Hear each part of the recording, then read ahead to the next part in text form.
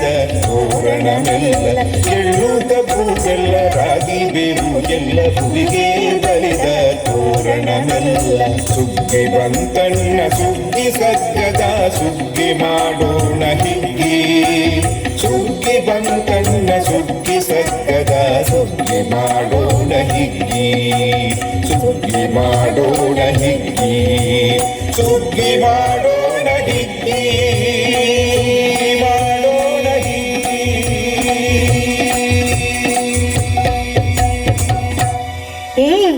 ಎಷ್ಟು ಸಂಭ್ರಮವಿರೋ ಸುಗ್ಗಿ ಹಿನ್ನೆಲೆ ಗೊತ್ತೇ? ಹೇಳು ಮತ್ತೆ.